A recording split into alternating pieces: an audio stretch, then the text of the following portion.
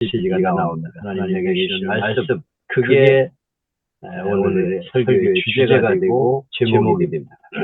그리고 원포인트 설교를 하라. 주제를 여러 잡지 말고 한 가지만 잡고 달려가라. 제가 늘 강조하는 원포인트 설교예요. 그리고 알기 쉬운 설교를 하라. 초등학교 4학년이 이해할 수 있는 설교. 제가 그 밴드에 올린 게 있는데요. 세계교회 신 목사님이 작년에 코로나 기간 동안에 2월 달에 이승만 대통령에 대해서 설교한 내용이 있더라고요. 참 아주 감동적이었어요. 제가 이제 오늘 올릴지 내일 올릴지 모르겠어요. 그래서 그분의 설교 굉장히 감동적인 설교인데요. 그분이 설교 마치고 나서 그 초등학교 2학년 아이에게 오늘 설교 뭘 들었냐 그러니까 얘가 대답을 하는 거예요. 이승만 대통령이 우리나라를 세운 민주를 이루는 대통령입니다. 이렇게 설교를 얘가 얘기를 하는 거야.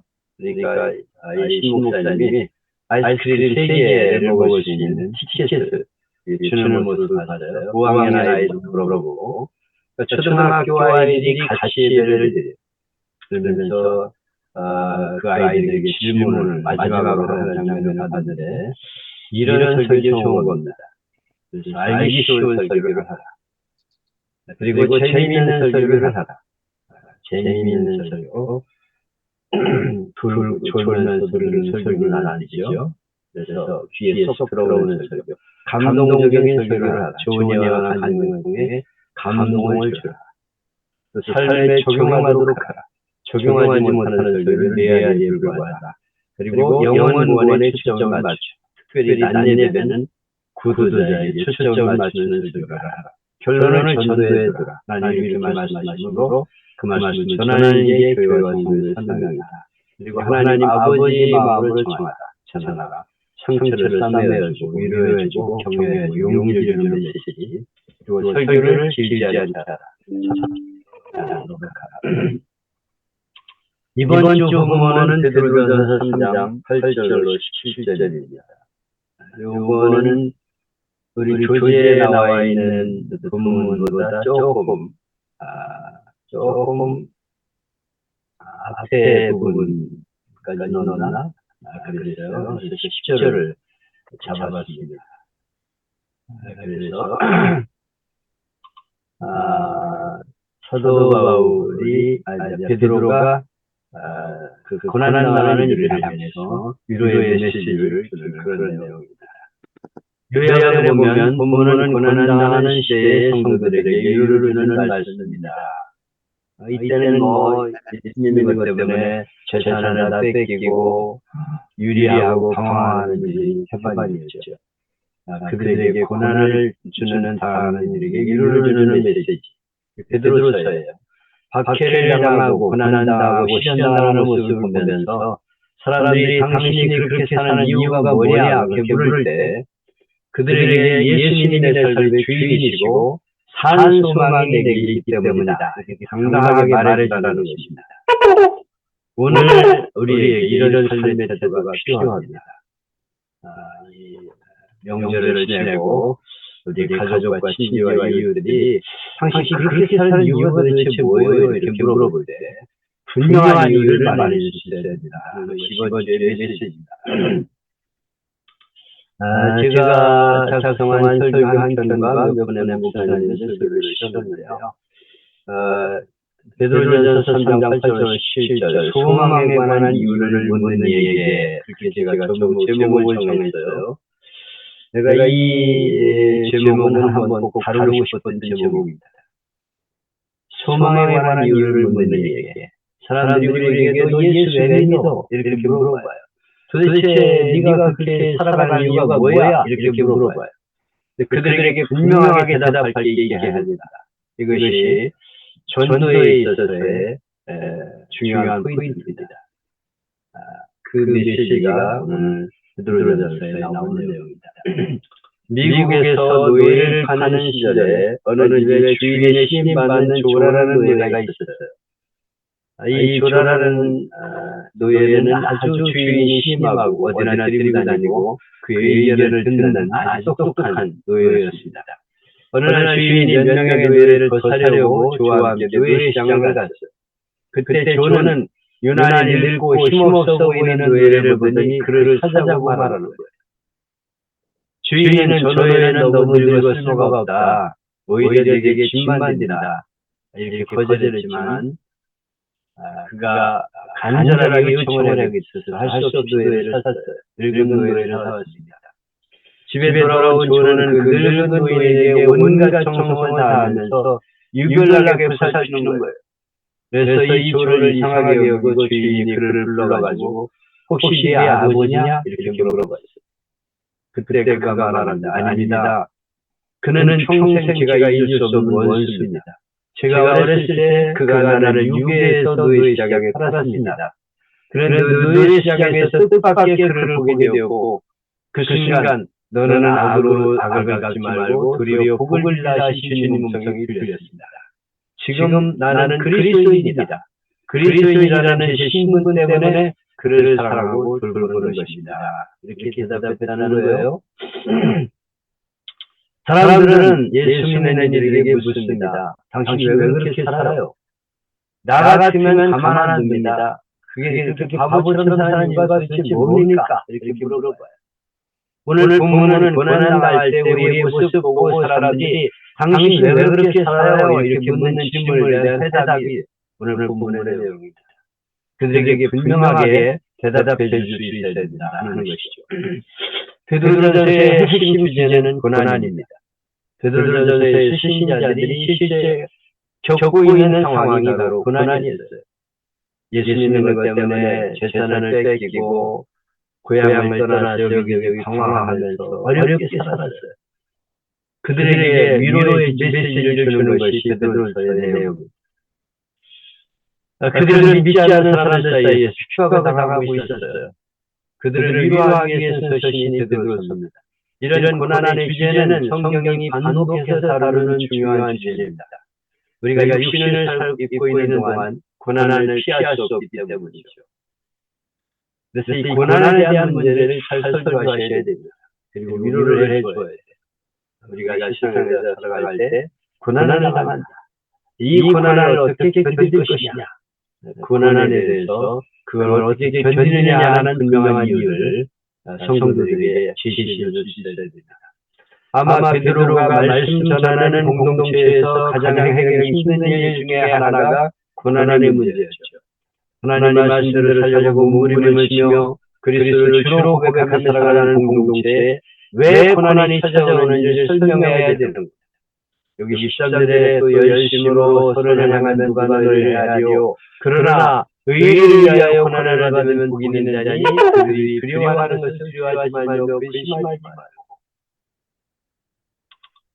선을 행하면은 뭐 그렇게 욕먹을 일이 많이 있지 않아요. 나쁜 사람 아니고. 근데 의를 위해 고난을 당해. 의롭게 살려고 고난을 당하고 예수님 때문에 고난을 당하고 말씀을 전하다 고난을 당하고 그렇게 고난을 당하면 복이 있다는 거예요. 그래서 그들이 두려워하는 거, 고난 당하는 거 두려워하고 이렇게 좋은 일에도 욕먹는 거 두려워하고 그런 거 두려워하지 말고 그런 거 걱정하지 마라. 이렇게 지금 말씀을 전하고 있습니다. 그날의 대화라는 책이 있어요. 살아생전 오늘교회 담임하신 하용조 목사님이 좌담에 뜬 글을 모아낸 책인데 2007년 연합뉴스와의 대담에서 나왔던 이야기입니다.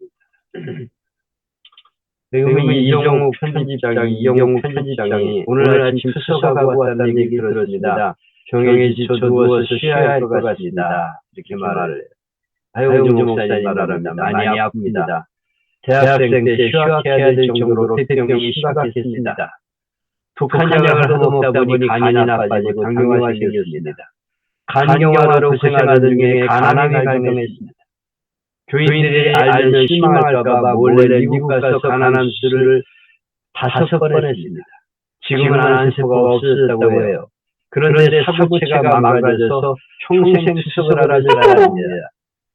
제 몸의 병을 생각하면 쥐구멍이라도 들어가고 싶은 심정입니다. 하지만 하나님을 생각하면 병은 내 발끝에 있습니다. 제일 좋을 때가 설교할 때입니다. 아무리 아파도 설교하러 갑니다. 마음에 불이 일어납니다. 30년 동안 병과 싸웠고 정복했지만 이길 수 있는 비결은 사역이고 선교일 뿐입니다. 이렇게 몸이 내가 아파도 설교를 하면 힘이 난다는 거예요. 선교와 사역 이걸 생각하면 나는 힘이 난다. 이렇게 지금 고백하는 것이 하용두 목사의 말이었습니다. 우리가 생각하면 그렇게 귀한 사역을 하고 큰 교회 살만한 목사님 같으면 아무 병도 없고 아픈데 하나 없이 건강하게 100세 이상 살면서 사역을 감당해야 될 것 같죠? 근데 왜 그런 귀한 분이 폐병에, 당뇨에, 간암에, 심장이 나빠 투석하다가 1946년생인데 2011년 작년 64세로 돌아가야 했습니다. 당시 한국교회 복음주의 4인 강의로 불리우는 인물들이 허영조, 홍정길, 이동원, 또 저기 누가 있는데 또 옥하는 목사, 옥하는 목사 이렇게 4명이 있었는데 옥하는 목사는 1938년생으로 작년 71세를 일기로 세상을 떠납니다. 허구한 날 나쁜 짓만 하는 인간도 많은데 그런 인간들 안 잡아가시고 왜 이렇게 좋은 분이 돌아가시냐 이거예요. 안 그러십니까? 제가 장례식을 저 분당에 있는 공원유대가 사는데 묘지를 돌보는 묘지를 만드는 인부가 젊은 사람인데 나한테 그러는 거예요. 목사님이시죠?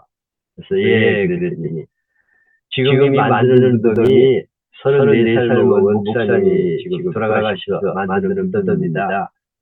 하나님이 살아계시다면 왜 이렇게 젊은 목사님을 데려가실까요? 이러고 나한테 물어봐. 그 사람의 그 질문은 사실 맞는 말이죠. 아니 목사님이 안수 받았는데 왜 젊은 사람이 죽어야 합니까? 자기는 이해가 안 된다 이거예요. 그래서 내가 뭐라고 대답했겠어요? 네.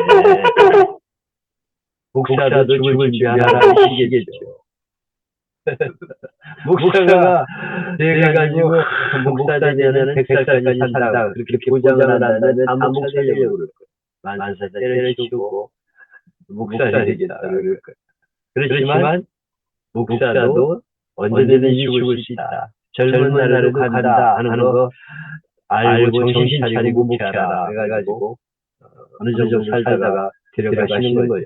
젊은 사람 데려가고 나이 많은 사람 데려가고 100살이 넘은 목사를 오래 사셨다 그러면서 칭송하는데 그 전에 그럼 죽은 사람은 죄를 많이 져가지고 죽었습니까?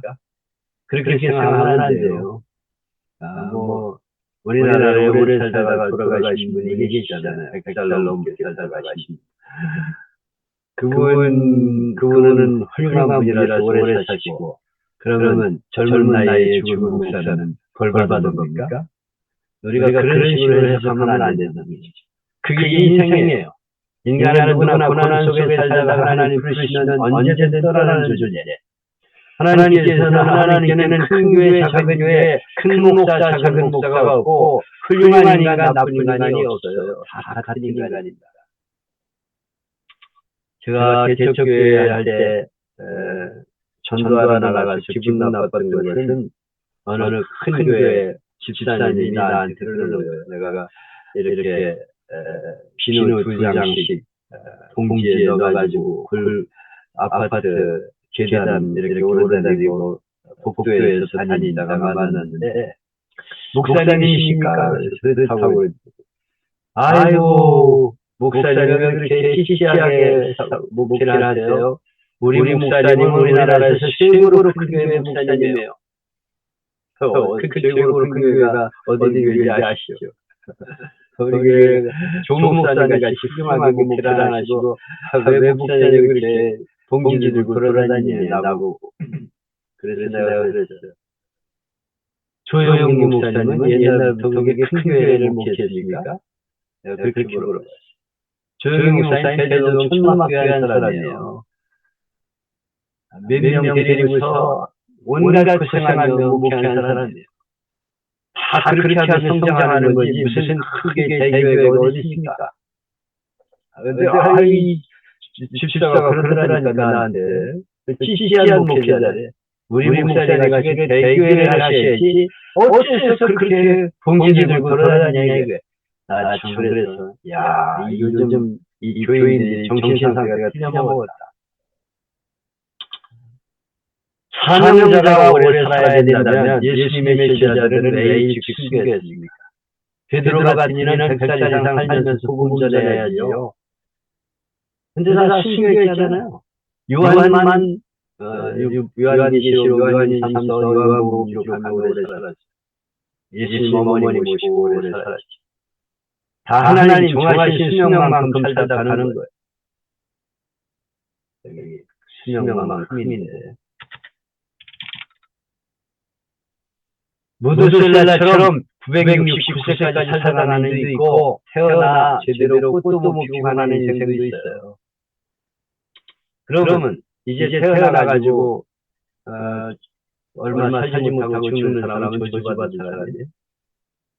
그렇게 우리가 해석을 하면 안 돼요. 969세 살 사람은 축복받아가지고 오래 사는 겁니까? 간증하면서 뭐 하나님이 나를 고쳐주셨고 그러는데 아니 하나님이 더 살게 하셔서 이렇게 오래 살게 할 수도 있지만 빨리 들어갈 수도 있는 거예요. 그거 가지고서 뭐 간증하고 복받았다 이런 얘기하면 안 돼. 가난하게 살 수도 있고 부자가 될 수도 있고 오래 살 수도 있고 일찍 갈 수도 있어. 하나님이 정하신 만큼 살다 가는 거예요. 인생은 나그네 길이에요. 나그네. 잠시 왔다 가는 인생입니다. 며칠 머물다가 가기도 하고 고래등한 집에서 백수를 살기도 해요. 어디로 가느냐가 중요하죠. 나는 최희진의 하수생 노래를 좋아했습니다. 지금도 가끔 흥얼거리는데 인생은 어디서 와서 들어왔다가 어디로 가느냐. 근데 해답이 없어. 정처 없이 흘러서 간다. 그러고 끝이야. 이게 인생에 대한 해답인데 세상 사람들이 노래하는 거예요. 이런 해답이 없는 인생이 되면 중요한, 오래 사는 게 중요한 게 아니라니까. 여기 히브리서 12장에 이 사람들은 다 믿음을 따라 죽었으며 약속을 받지 못하였으되 멀리 보고 환영하고 외국인과 나그네로 증언하였으니 이같이 말하는 자들은 본향 찾는 것을 나타냅니다. 저희가 나온 바 본향을 생각하였더라면 돌아갈 기회가 있으려니와 저희가 이제는 더 나은 본향을 사모하니 곧 하늘에 있는 것이라. 그러므로 하나님이 저희 하나님의 그런 받으심 부끄러워하지 아니하시고 저희를 위하여 한 성을 예비하셨느니라. 우리가 나그네 인생이고 본향을 향해 가는 건데 이 땅의 본향이 중요한 게 아니고 하늘에 있는 본향, 하나님 아버지가 계신 곳, 그곳이 우리가 가야 할 본향이다. 그래서 하나님이 저들을 위해 한 성을 예비하셨다. 이렇게 말씀하고 있습니다. 나그네에 있어서 중요한 것은 가야 할 곳을 바로 알고 가는 게 중요합니다. 하나님이 예비하신 그곳에 가는 것이 중요한 것이다. 여기 오늘 본문에 의를 위하여 고난을 받으면 복이 있나니 그랬어요. 우리가 고난을 받게 해달라고 기도할 필요는 없어요. 그러나 우리에게 다가오는 고난을 복되게 할 수는 있습니다. 우리가 나쁜 짓 하다가 고난당하면 창피하지만 의를 위해 주를 위해 열심히 살다가 병도 찾아오고 고난당하면 복이 있다. 이것이 핍박시대를 살던 베드로의 고백이었습니다. 하영동 목사님 우리에게 이런 표현을 했습니다. 고난은 파도와 같습니다. 파도는 멈추지 않고 계속 칩니다. 당신의 인생에 고난이 올 때 휩쓸리지 말고 이겨내십시오. 파도를 타면 스포츠가 됩니다. 파도가 계속 닥쳐와 계속 밀려오고 닥쳐옵니다. 고난이 닥쳐오고 병도 찾아오고 수많은 고난이 찾아와요. 그때 휩쓸리지 말고 이겨야 된다는 거예요. 파도를 타면 스포츠가 됩니다. 즐기는 거예요. 고난 속에서 즐기고 기쁘고 감사하고 행복하게 그렇게 살아가는 게 우리의 모습이다. 그렇게 하영동 목사님은 평해 주십니다. 여러분 고난 당할 때 파도에 휩쓸리거나 멈추지 말고 파도를 타고 나가야 돼. 그래서 행복한 스포츠로 삼으시기 바랍니다. 소망의 이유를 묻거든 세상이 궁금해하는 일이 있습니다. 소망을 가지고 사는 사람들, 인생의 고난 가운데 억울한 핍박 가운데 소망의 끈을 놓지 않는 사람들을 보면 세상 사람들은 궁금증을 가지고 있습니다. 열심히 선언을 하며 의를 위하여 고난을 받습니다. 그런데 복 있는 자처럼 보여 얼굴에. 얼굴이 항상 웃는 얼굴이야. 그래가지고 궁금증을 가지고 묻습니다. 도대체 하나님을 믿는 이유가 뭐예요? 당신 얼굴이 그렇게 기쁜 이유가 뭐예요? 이렇게 질문합니다. 그때 그들에게 대답할 준비가 항상 되어 있어야 된다 하는 것입니다. 존재는 뭐예요? 너희 마음에 그리스도를 주로 삼아 거룩하게 하고, 여기 중요한 것은 예수님이 나의 주인이시라는 거예요. 주인이시라는 걸 고백해야 된다는 것입니다. 예수님은 나의 주인이십니다. 또 하나는 거룩하게 사는 거예요.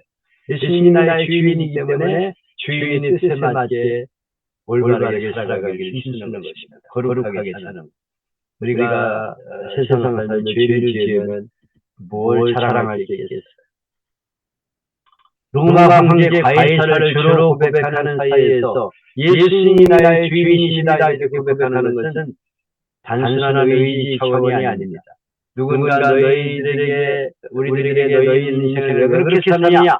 너희 소망이 뭐냐? 묻는다면 대답은 무엇일까요? 바로 우리 마음에 예수님을 나의 주인으로 삼았기 때문에, 예수님이 나의 삶의 주인이시기 때문에 나는 이런 직업을 택했고 오늘 이 자리에 있고 또 미래를 꿈꾸고 있습니다. 영원한 나라를 꿈꾸고 있습니다. 이렇게 대답해야 된다는 것입니다. 예수님이 나의 주인이시기 때문에 내가 목사가 되었습니다. 그렇기 때문에 나는 기쁘게 살고 있습니다. 영원한 천국에 나는 갈 소망이 있습니다. 이렇게 저들에게 대답해야 된다는 것입니다. 베드로가 우리에게 묻고 도전하는 것은 삶의 방향입니다.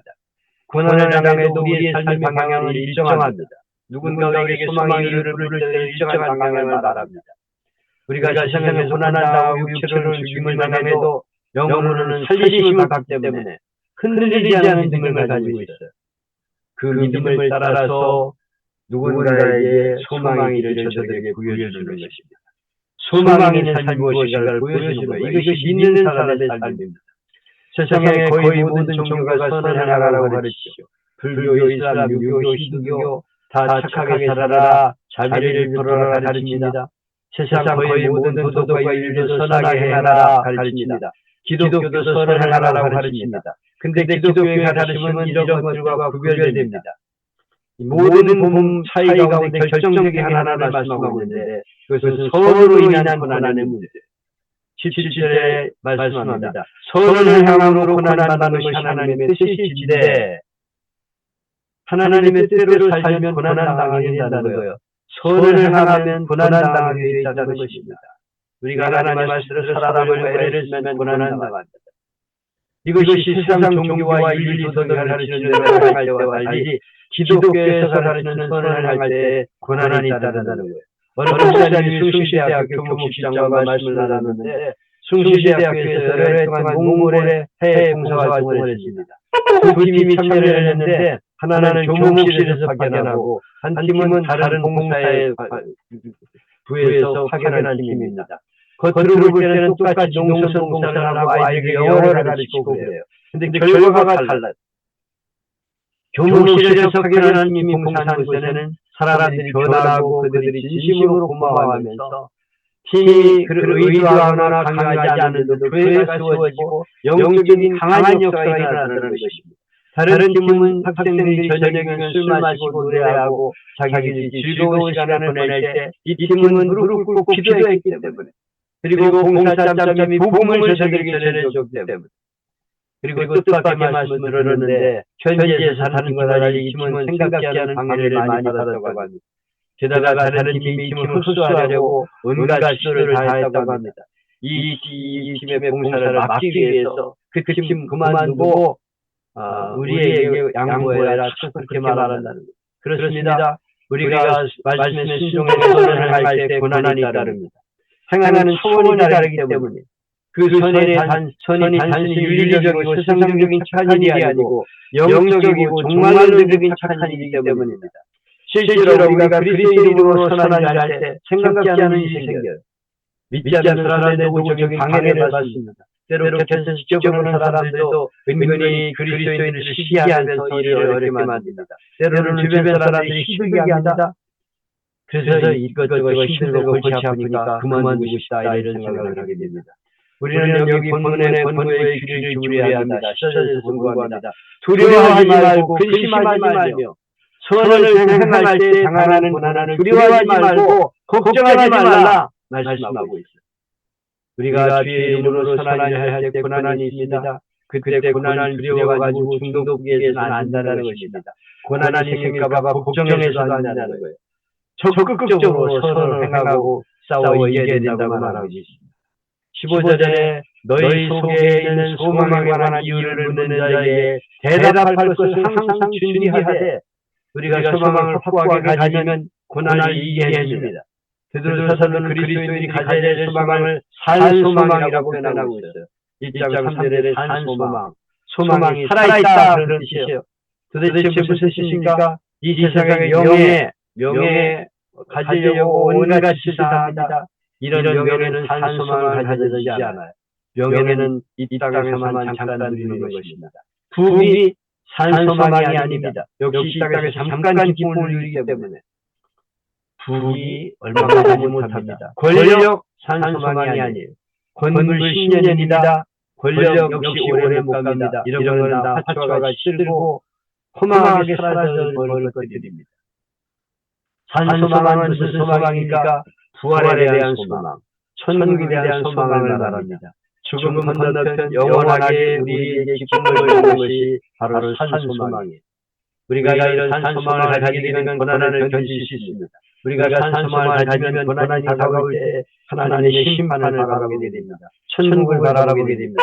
천국에서 주님께 칭찬받으며 주님께 상받는 그날을 바라보게 되는 것입니다. 이런 산소망이 고난을 이길 수 있게 하는 것입니다. 소망에 대한 이유를 묻는 이에게 분명한 천국의 소망을 말해줄 수 있어야 된다 하는 것이 오늘 본문의 내용입니다. 그때 그들도 이 세상이 끝이 아니구나. 영원한 천국이구나. 더 좋은 세상이 있구나. 그래서 저들이 저렇게 사는구나 하고 예수님을 믿게 된다는 것입니다. 그게 바로 우리 그리스도인들이 말해줄 소명이라고 말하고 있습니다. 투르니에는 스위스 내과의사 정신학자이며 유명한 저술가인데 그가 쓴 책 중에 듣는 비라는 제목의 신앙 간증가 나오는 얘기입니다. 그와 아내가 금실 좋은 남편과 좋은 아내로 소문났는데 한 번은 그리스에 휴가 갔다가 아내가 갑자기 심장마비를 일으켜 세상을 떠나게 되었는데 죽기 직전에 아내는 평화로운 미소를 지으며 남편을 쳐다보니 숨을 거두기 전에 남편에게 이렇게 말합니다. 여보, 오늘 천국에 도착하면 먼저 가 계신 시부모님을 만나 정말 즐거울 것 같아요. 이렇게 말하라는 거예요.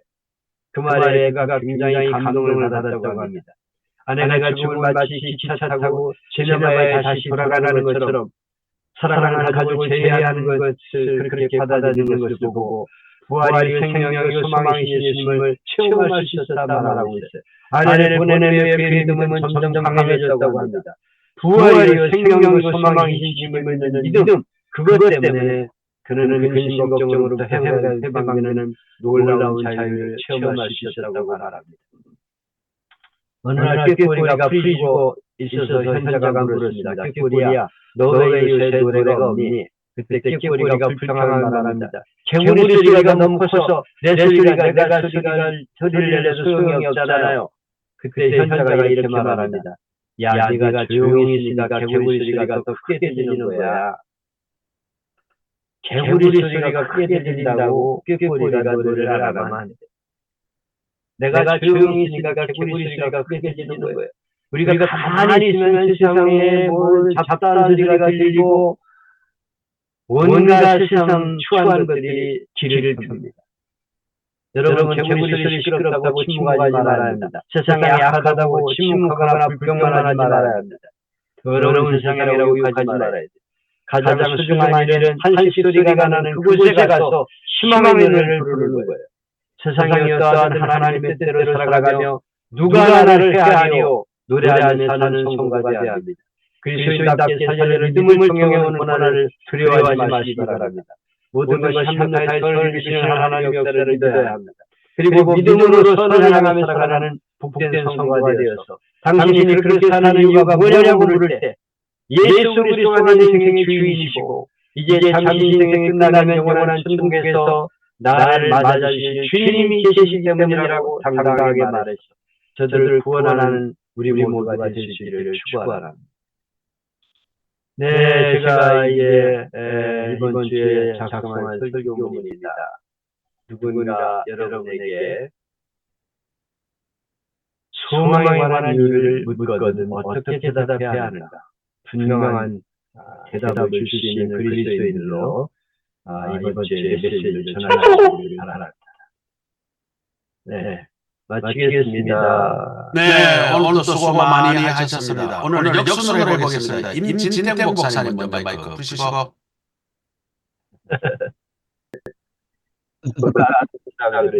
예, 목사님 감사합니다. 아이고 시즌부터 하시고 이렇게 또 강의해 주셔서 너무 감사하고요. 예, 예수님이 주님이시며 거룩하게 사는 것이라는 것을 좀 마음에